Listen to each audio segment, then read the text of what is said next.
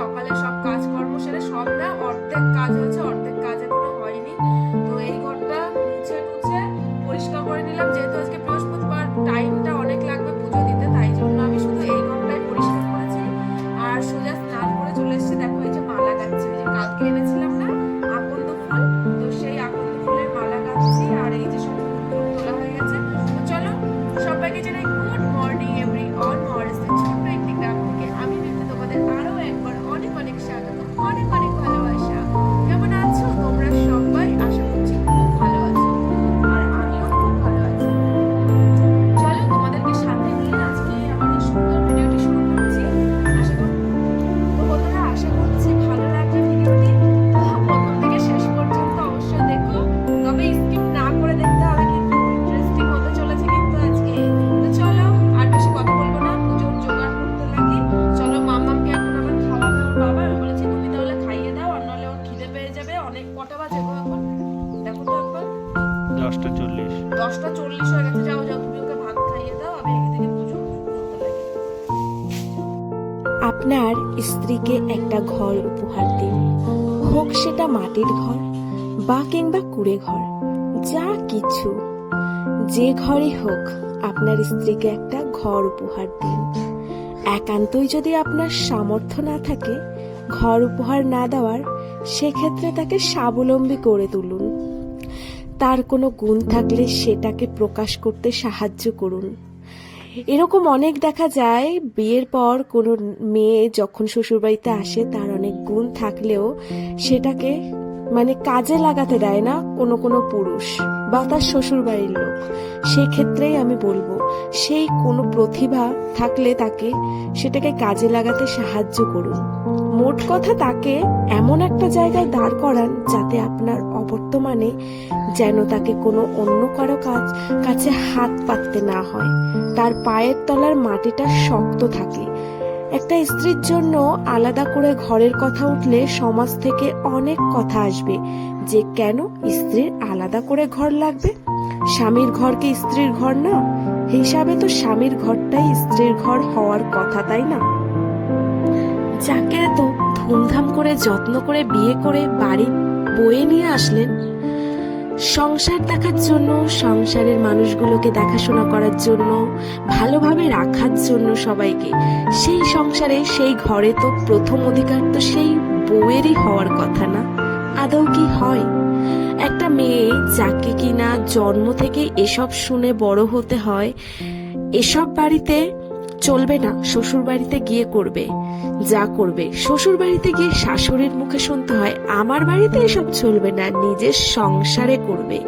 নিজের সংসার হয় স্বামী সন্তান, সংসার সামলাতে সামলাতে নিজের সংসার ঠিকই হয়, কিন্তু নিজের ঘর আর হয়ে ওঠে না। তাহলে স্বামীর ঘরটা আর তার নিজের ঘর হলো কোথায় বলুন তো? আর সন্তানরা বড় হয়ে বলবে এসব আমাদের বাড়ি চলবে না। তাহলে একটা মেয়ে ছোট থেকে এগুলো শুনতে শুনতে মৃত্যু পর্যন্ত পৌঁছে যায়, তাহলে তার ঘরটা কোথায় হয় বলবেন তো? এজন্যই বেঁচে থাকতে আপনি আপনার বউকে একটা ঘর উপহার দিন।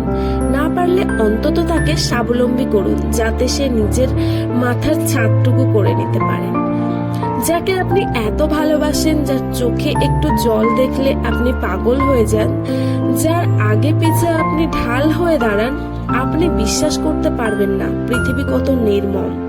আপনার ভালো মন্দ কিছু হয়ে গেলে আপনার ওই মানুষটাকে ছুঁড়ে ফেলতে আপনার ওই কাছের মানুষগুলোর 1 মিনিটও সময় লাগবে না।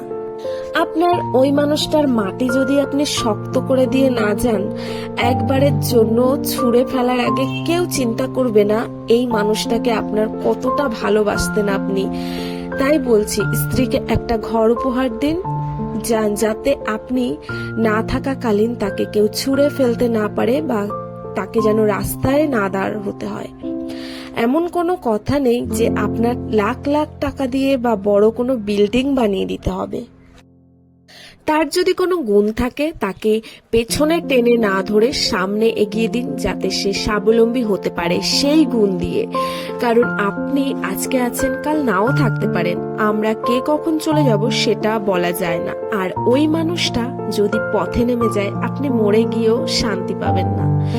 তাই যে মানুষটা আপনাকে ঢাল হিসাবে ব্যবহার করে বা আপনি তার শক্তি হিসাবে পাশে রেখে সে এগিয়ে যেতে চায়, তাকে এগিয়ে যেতে দিন। আপনি নিজে থেকে কিছু না দিতে চান, তাহলে তাকে নিজে কিছু করতে দিন। তাকে ভালোবাসুন, তাকে যত্ন নিন। আপনি কাছে থেকে যাকে ভালোবাসেন, আপনি নিশ্চয় চাইবেন না আপনার অবর্তমানে সে কষ্ট পাক, কাঁদুক বা রাস্তায় নেমে দাঁড়াক। আপনি কি ভাবছেন আপনার অবর্তমানে আপনার পরিবার, বন্ধু বান্ধব তাকে দেখবে? আপনি বিশ্বাস করতে পারবেন না পৃথিবী কতটা নির্মম। আপনার অবর্তমানে সেই মানুষগুলি সবার আগে ঘা মারবে আপনার স্ত্রীকে, যার চোখে এক ফোঁটা জল আসতে দেননি, কিন্তু আপনার অবর্তমানে তাকে সবচেয়ে বেশি কাঁদাবে আপনার ওই কাছের লোকরাই, আপনার পরিবার। একটা বিবাহিত নারীরা যখন তার স্বামী তার পাশে থাকে, পৃথিবীর সব লড়াই খুব সহজে লড়তে পারে, সব কিছুর সাথে মোকাবেলা করতে পারে। কিন্তু যে মেয়েটার সাথে তার স্বামী থাকে না পাশে, তার ঘর থাকে না, সেই মেয়েটার মতো অসহায় দুর্বল মেয়ে পৃথিবীতে বোধহয় একটা নেই।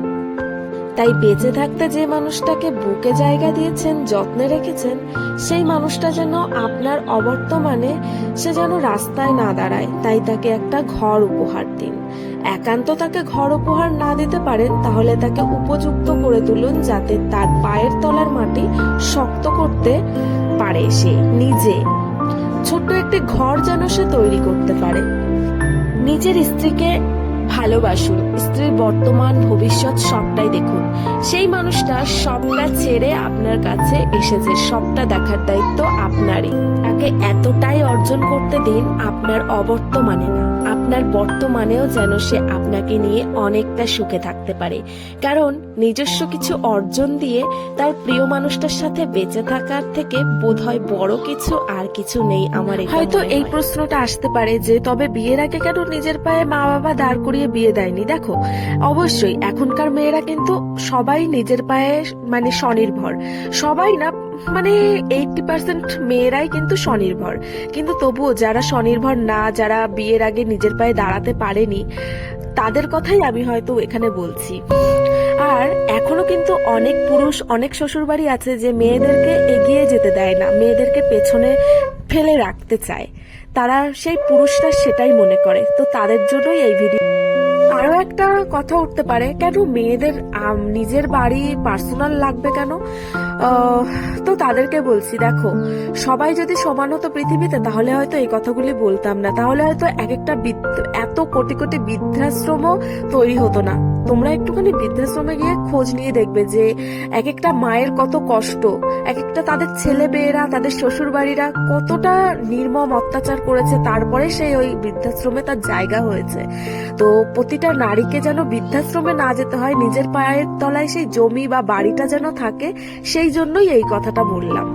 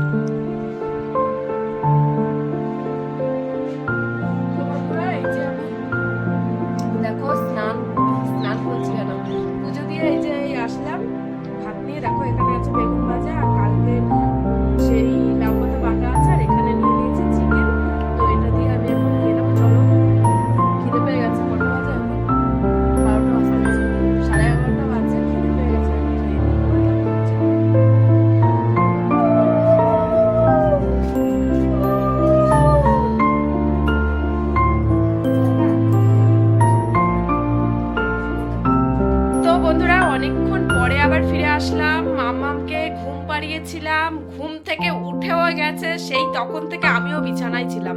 দেখো এই যে মশারি টশারি টাঙানো আছে এখনো। আর মাম্মাম এখন উঠলো, বাইরে খেলা করছে, আর আমি কটা বাসন ছিল সকালবেলা খেয়েছিলাম, সেই বাসনগুলো ধুলাম। এখন যাব এই যে জামা কাপড়গুলো ধুতে। তো জামা কাপড়গুলো ধুয়ে এসে আরো কিছু কাজ আছে, যেটা হচ্ছে চালের ড্রামটা ধুতে হবে। ধোয়ার পরে ওই চালের ড্রামে যে মানে নতুন চাল এনেছিল সেই চালগুলোকে ঢোকাতে হবে, ঢালতে হবে। তো চলো, অনেক কাজ আছে, আমি এগুলো আগে করে আসি, তারপর দেখা হচ্ছে তোমাদের সাথে। চলো। পরে এই যে সব কাজ বাজ ছেড়ে দেখো ঘরে এসেছি। এই পাশে যে জাজিমটা রেখেছিলাম, তো সেইটা দেখো আমি ভালো করে বিছানা টিছানাগুলো করে নিলাম। আর এই যে তারপরে না সেই একটুখানি ময়দা মাখা ছিল, তো ভাবছি যে কালকে সেই মাংসটা আছে, একটুখানি লুচি হলে এই ঠান্ডা ঠান্ডায় বেশ ভালোই লাগবে দুপুরবেলাটা খেতে। তো দেখো এই যে লুচি করছে আর সাথে মাংস আছে, তো সেটা তো মাংস টাংস খাওয়ার পর দুপুরবেলা বিকালে না সত্যি একটু ভিডিও করতে ইচ্ছা করেনি, এতটাই অলস হয়ে গেছি। তো তারপর দেখো সন্ধ্যা দিয়ে নিচ্ছি। আজকে না সারাটা দিন মানে ভিডিও করতে এত ভুলে গেছি, আর আজকে শুধু পুজো পুজোই দেখলে দাও। ভালো হয়েছে, যেটুকু করেছি সেটুকুই তোমরা মানে আশা করছি তো ভালো লেগেছে আজকের ভিডিওটি। তো দেখো এই যে সন্ধ্যাটা চলো দিয়ে নিই, তারপর দেখা হচ্ছে।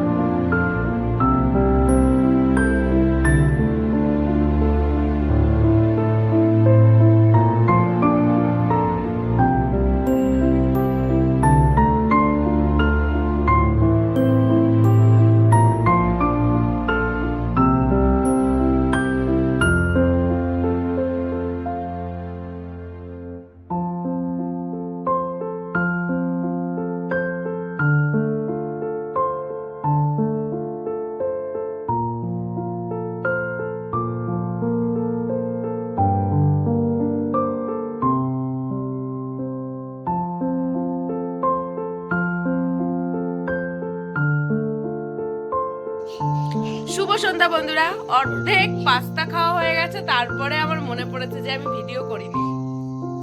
কি হচ্ছে জানি না, এখন না আজকাল ভীষণ ভিডিও করার কথা ভুলে যাচ্ছি। তো এই যে হচ্ছে পাস্তা, মামামের খাওয়া হয়ে গেছে, ওর বাবারও খাওয়া হয়ে গেছে। আমি এতটা খাবো না, একটুখানি খাবো, তারপর রেখে দেবো, তারপর যে খাবে খাবে। চলো পরে দেখা হচ্ছে। আজকে রাতের পর থেকে এগুলোই করেছিলাম, আর ভিডিও করা হয়নি, একটু ছবি টবি তুলেছি। চলো আজকের ভিডিওটি কেমন লেগেছে অবশ্যই বলো। আজকে আর কিছু দেখানোর নেই, এই পর্যন্তই ভিডিওটি এখানেই শেষ করে দিচ্ছি। তো আশা করছি খুব ভালো লেগেছে, একটা লাইক একটা কমেন্ট তোমাদের কাছে আশা করতেই পারি। তো চলো টাটা।